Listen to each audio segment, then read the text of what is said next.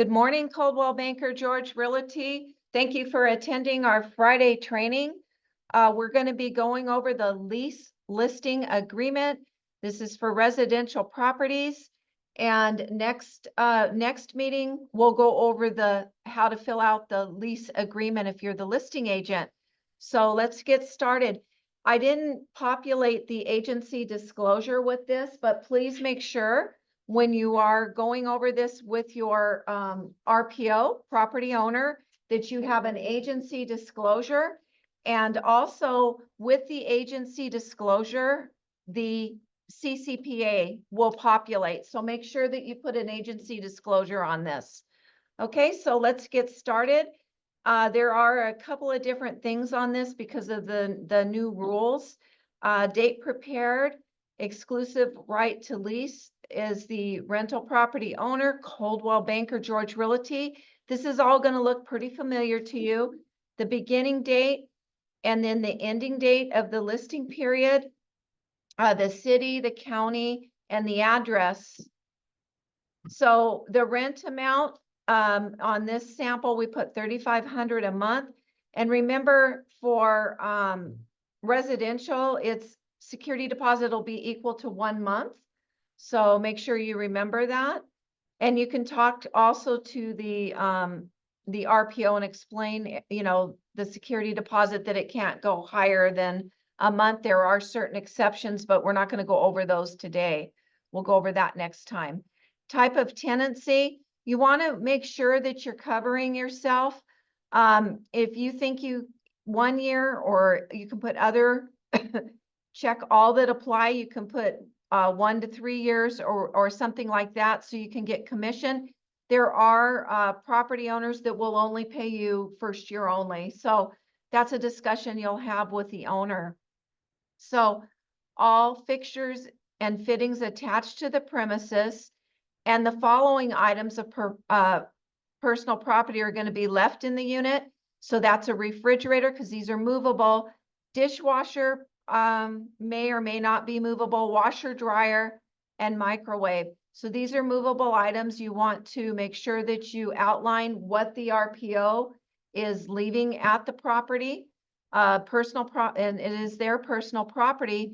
And you also want to state, this is the listing agreement, but you're going to want to make it clear when you do the lease agreement that the property will not be maintained by the RPO. So the tenant will be, in this instance, will be maintaining the refrigerator, washer, dryer, microwave. The RPO is not going to do that. So make sure you understand what they want to maintain or they don't. So you see here, these are the changes where it says that the compensation, it's not fixed by law. And remember, this is a lease listing agreement, but this is only covering the listing agent, okay? So this commission here is only for the listing agent. So for fixed term leases, I put in 3%. You can put in whatever you can negotiate. And B is if they're going to pay you any additional compensation, you can put that amount here. And for month to month, you can put a % of or a flat rate. So if you do a month to month, I know people that only want months to month, but when they contract with an agent, they're willing to pay first year, even though they're only contracting for a month to month. So make sure you're real clear if they're going to pay you 3% of first year of lease, and then you put the amount in there, because there are landlords that I know that only want a month to month contract, but they're willing to pay you. So you need to talk to them about that. Okay. So you want to make sure, I'm just going to hit the high points and the things that have changed, that you do a continuation on this. If you procured the tenant and showed them and you were broker involved in that showing, make sure on B that you put in some calendar days. In this sample, I put 90. You can put whatever you deem necessary, okay? Because usually on rentals, they're going to, it's going to be a little bit quicker than a sell. So you may not need to put as many days, okay? That's up to you. So tenant breach and RPO recovery, that's self-explanatory. if the commencement of the lease or rental is prevented by a party to the transaction other than the RPO, they have a right to some compensation. So if there's additional compensation that the RPO is agreeing to pay, that would be here.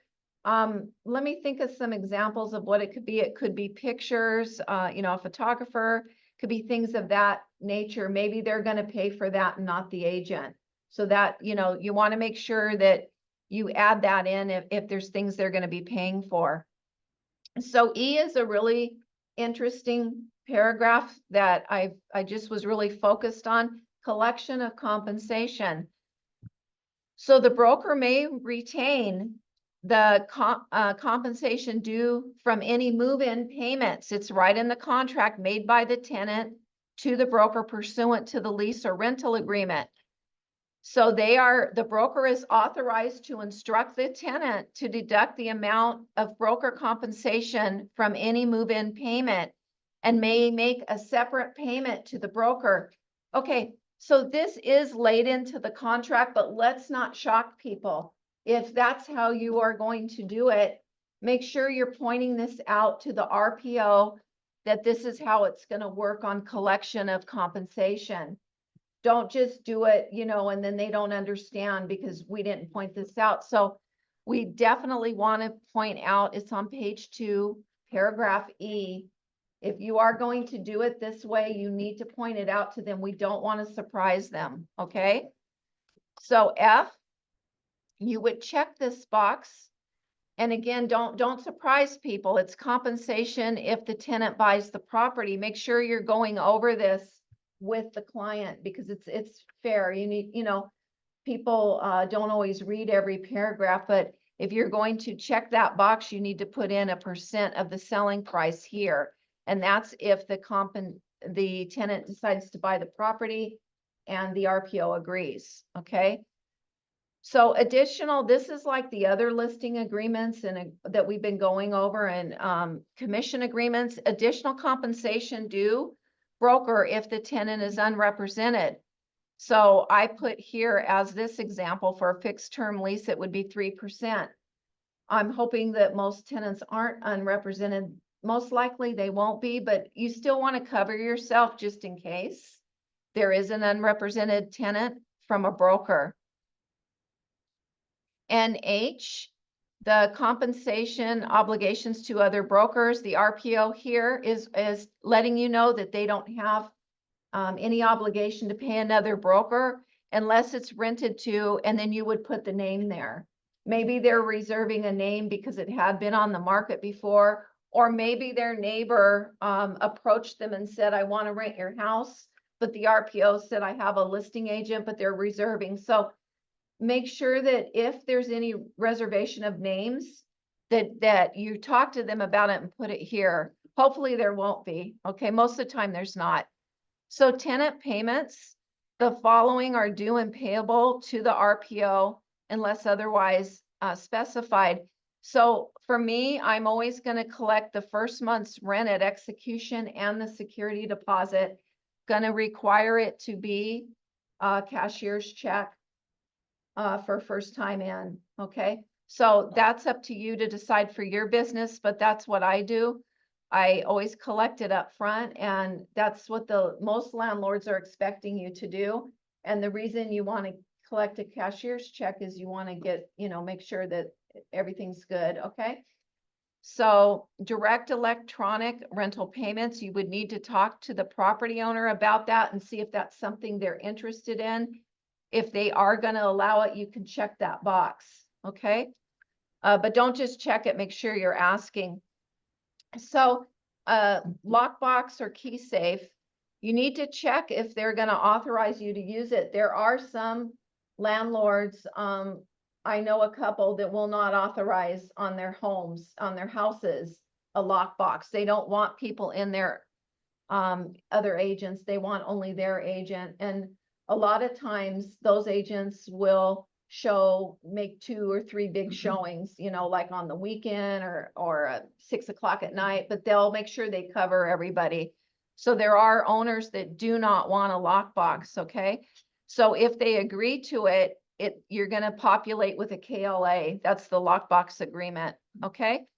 So you also need to ask them if you can put a sign on their property. And then you check the box that they do authorize a for lease sign, and it specifically says for lease. If you have a sign with your name that says available or whatever, which a lot of agents do, make sure that you're putting having a for lease banner put up.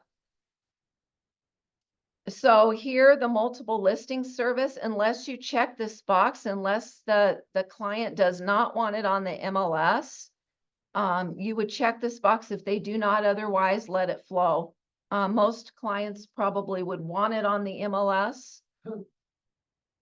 So security insurance, the broker's not responsible for loss or damage to the personal or real property, whether attributed to the use of the key safe or lockbox, a showing of the premises or otherwise.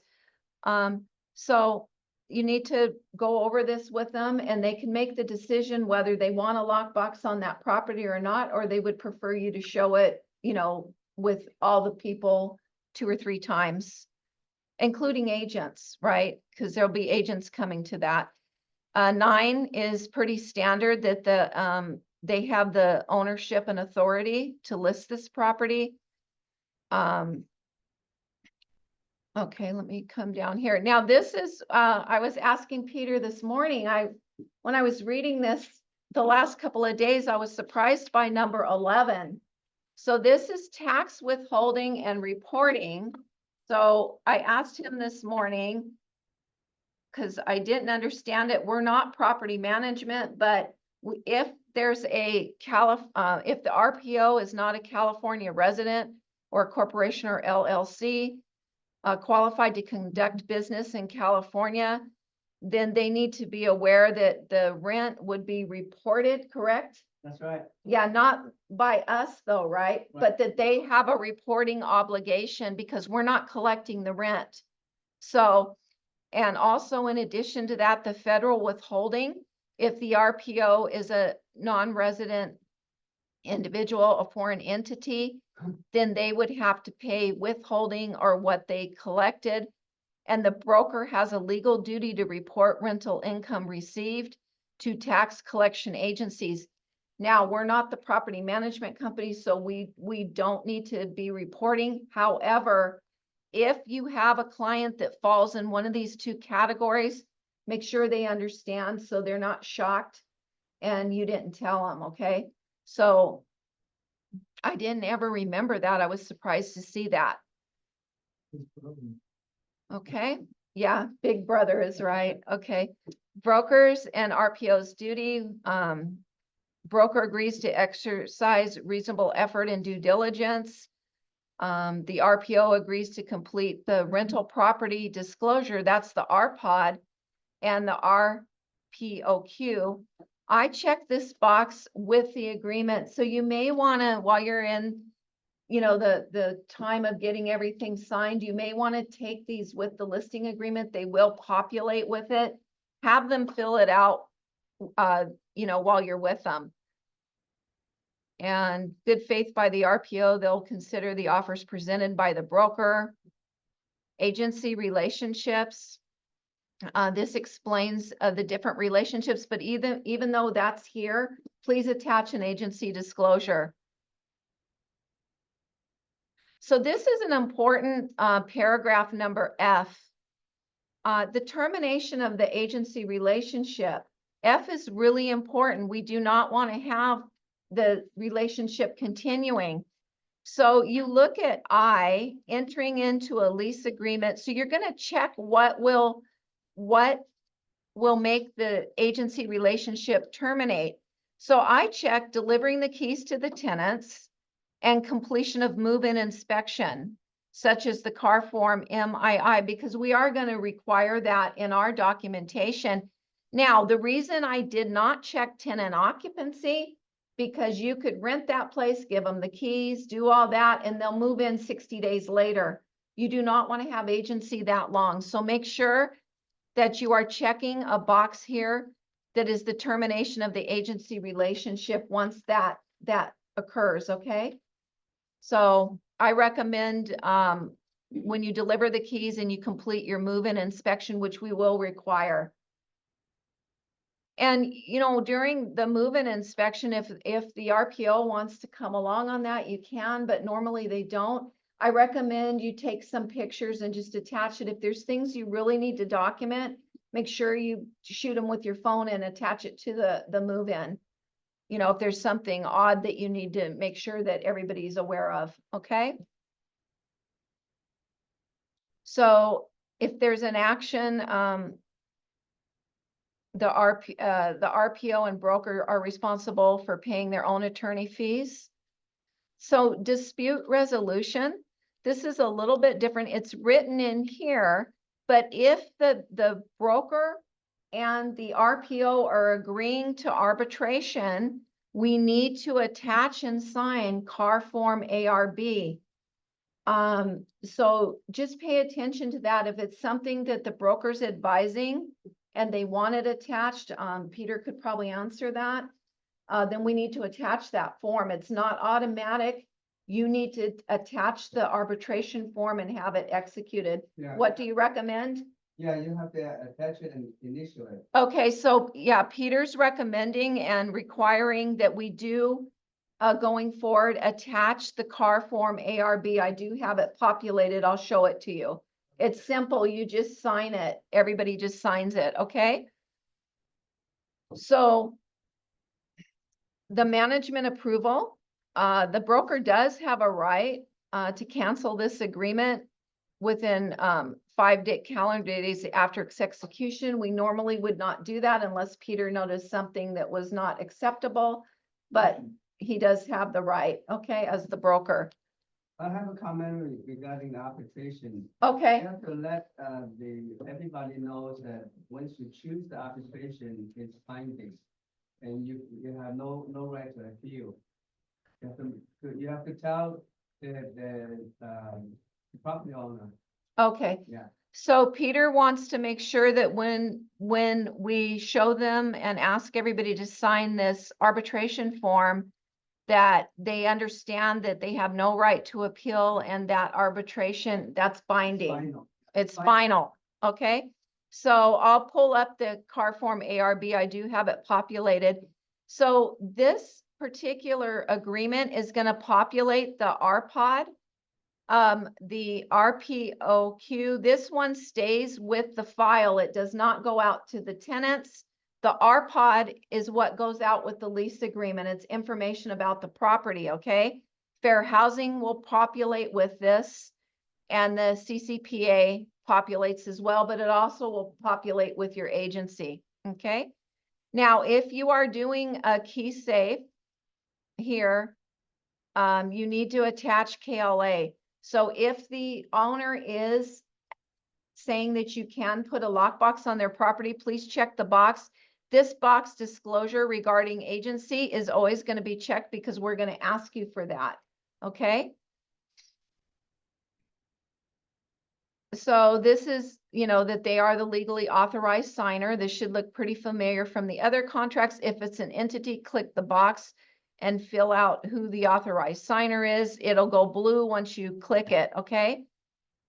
In this case, it's not an entity, so I just put it here. You're going to put their address and fill all this in, populate all this, and then make sure down here that this is filled out and that you also sign it. Don't forget to sign and date your listing agreement, okay? So this populates, this is the RPOD. This Michelle, uh-huh. make sure that they put the email address or else they're gonna have to do the DA. Oh, okay, So for the emails for client? both agencies, for each of the agent. Oh, okay, on the listing agreement, it would be the one. Okay. Yeah, on the, when you mean when they do the Oh, lease? yes, yes, Yeah. I'm sorry, yes. Okay, Yeah, when okay. when you do the lease, make sure you're putting all of the other agents' data on there, okay? And the right brokerage numbers. So this particular form, the residential lease, this RPOD is gonna go along with the lease agreement, okay? So this is not for us to fill out. It is for the tenant to gain some information about the property. This is filled out by the owner, not us, okay? So you'll give this to them when you're listing the property, ask them to fill it out, or go back, if they need time, give them a day or two, but go back and pick these up. Okay, some people don't like to be rushed or whatever, so give them time. But go back and pick them up, because we need this for the lease agreement, okay?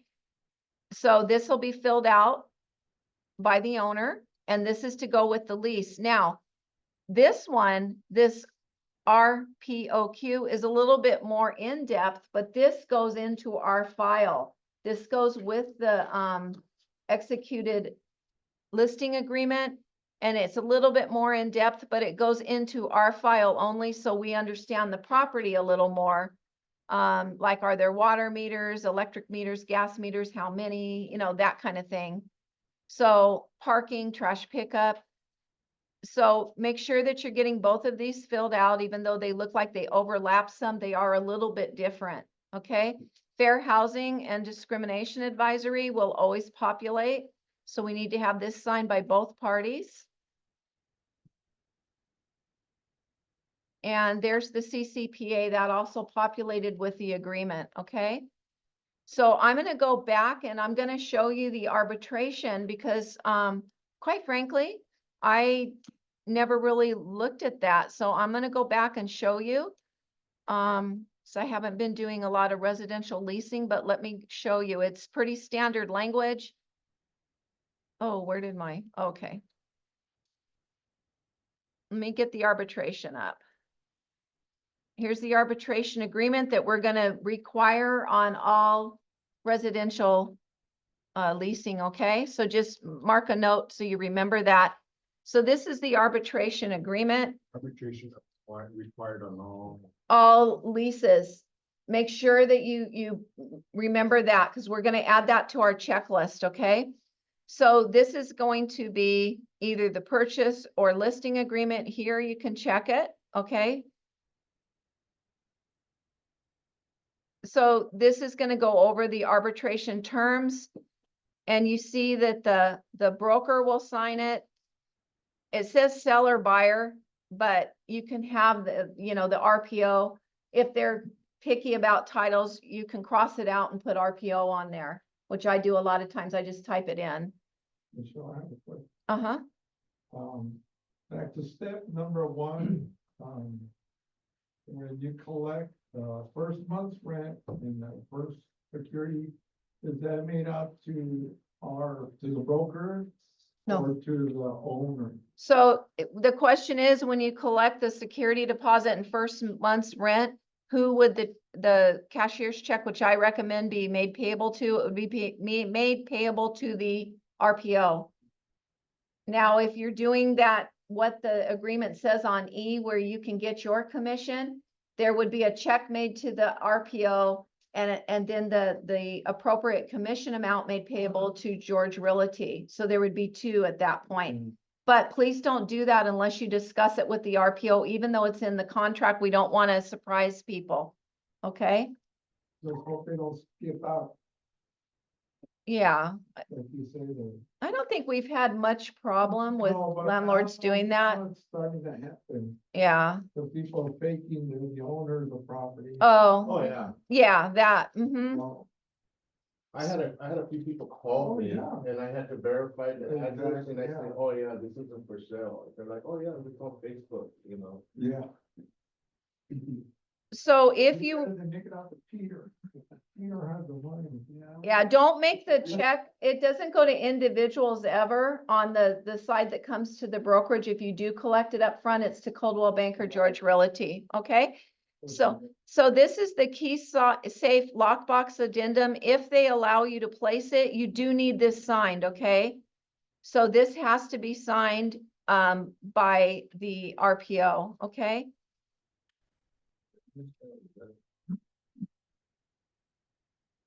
Okay, so I'm going to go back. So we have our own form that we're not the landlord. I mean, that we're not the property management company. That is required on all of these agreements. I've pulled it in. This is on our website. Here's our property management advisory.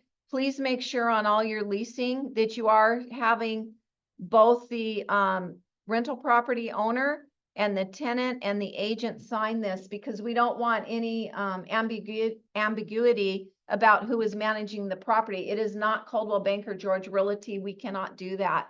We don't have E&O insurance for it. We don't allow it. So please don't do actions that a property management company would do, such as arranging for repairs, collecting rent. All of that is property management function, and we can't do that. Okay? So make sure that's populated. Okay, so I think I'm going to pull up the tenant representation. So remember, when you start out, we'll do this because next time we're going to look at the lease agreement. You as agents, since we already have known that the listing agreement is only going to cover one side, right? One side of the commission. Make sure that you have this tenant representation and broker compensation agreement filled out. We won't go over this in depth because we did this several times, but make sure before you take tenants out that you do have an agreement. You need to get paid. Okay. So that's really important because you saw in the listing agreement, they're only covering the listing side's commission. And it's fairly simple. You sign it, the tenant signs it. Okay.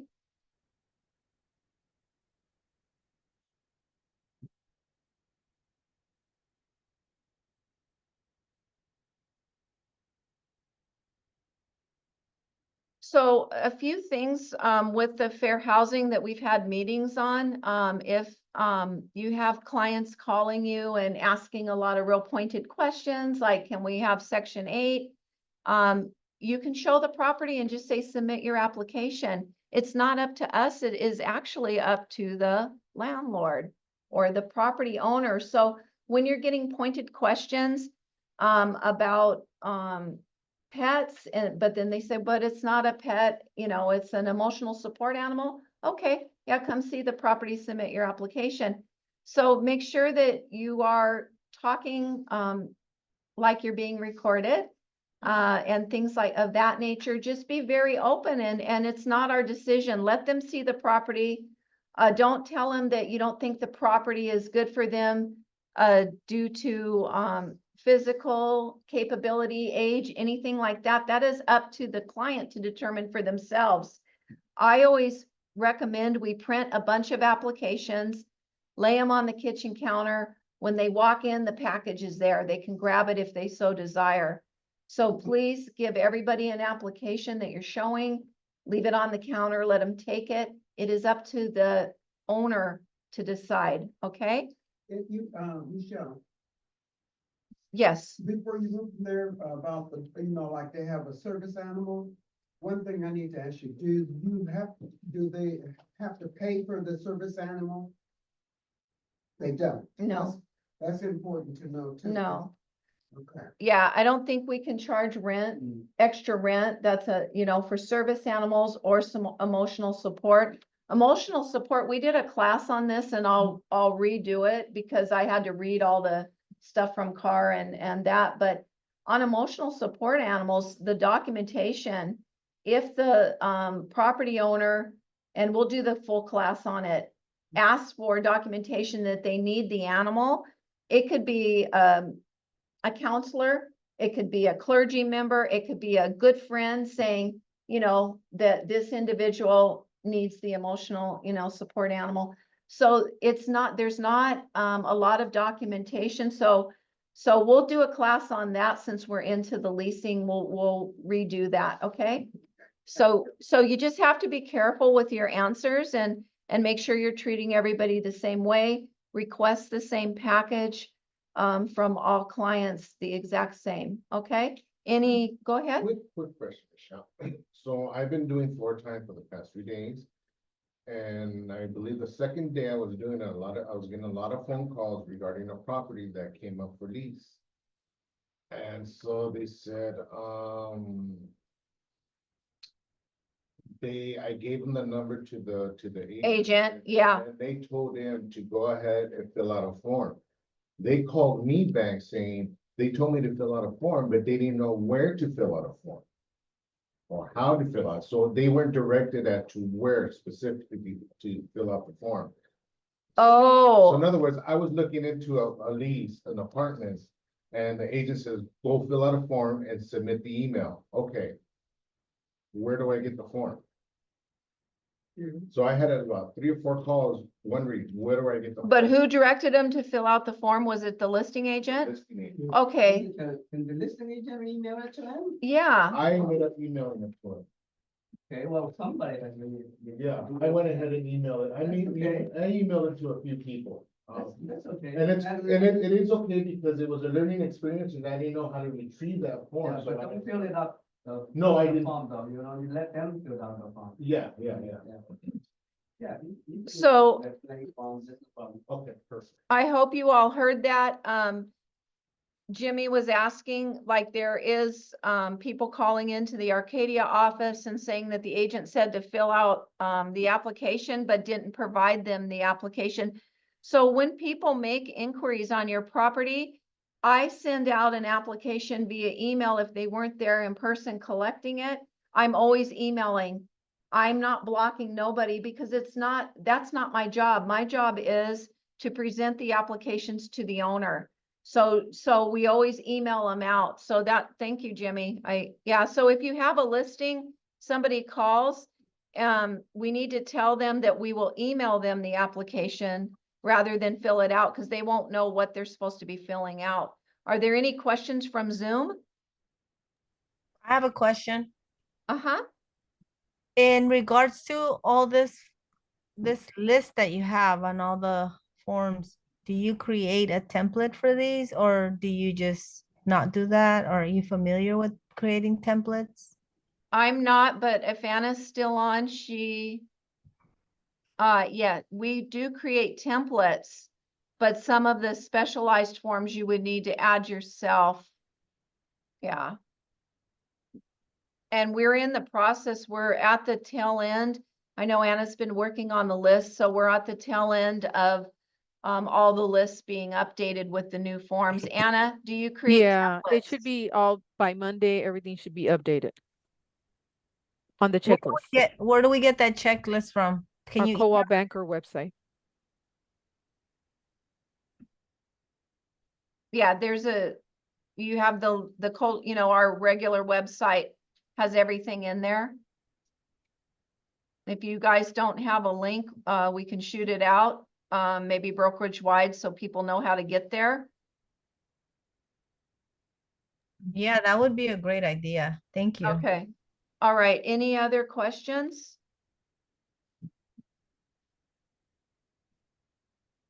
Okay. Any from the room before we conclude? Okay, well, thank you, Coldwell Banker George Realty. Any questions, Peter? No, I'm fine. Oh, we have one. Yeah, I just want to see the whole picture. We take a listing for 3% from the owner, and then when you have a tenant, the tenant have to pay, we have to request the owner to pay an additional 3% because the tenant. Yeah, the tenant either pays or the owner. So the lease listing that I was recently involved in, the owner pre-agreed, but said, okay, you can get your 3%, but if a tenant comes, I'll give 2% more. So it's 5% total, okay? So it's either the tenant or the owner will pay. Michelle, you reading from the chat, the questions that were sent to you? Let me look.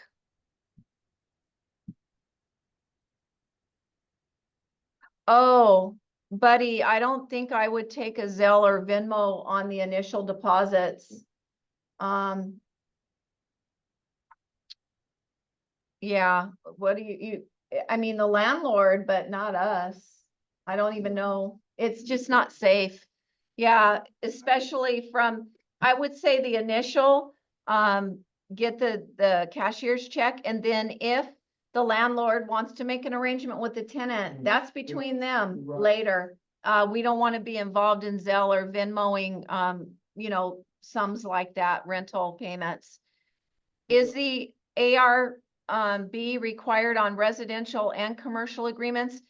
Let me read the commercial lease listing, but Anna, to answer your question, the ARB will be required. That is arbitration on the residential leases.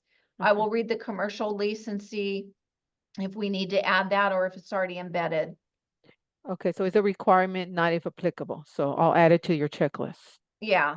Okay. Does anybody else have any questions anymore? Somebody wants to know about the maximum limit of the deposit. 1 month rent. 1 month rent. 1 month. 1 month. Yeah, the maximum, buddy, is 1 month, 1 month. So if it's 1 month, $3,500 and deposit another 35, it'd be like 7,000. Yeah, yeah. How about a regular pet, Michelle, that's not a service, can you charge? That's not a, service, can you, a pet fee?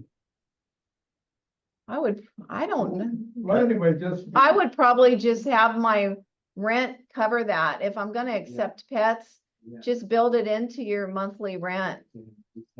Because, you know, then think about this, so you're charging like, I don't know, $30-40 a month, and then the tenant calls you, hey, I don't have the pet anymore, reduce back. You know, it's probably better to build it into your rent anyway. Right. Yeah, But like in my case, I have 4 units and we had a pet with one, and then the other tenant said, I put there no pets. 'Cause it Yeah. changed my mind, no pets. The first tenant had made an agreement already. yeah, He goes, well, tenant C has a pet. I said, because that's a different agreement.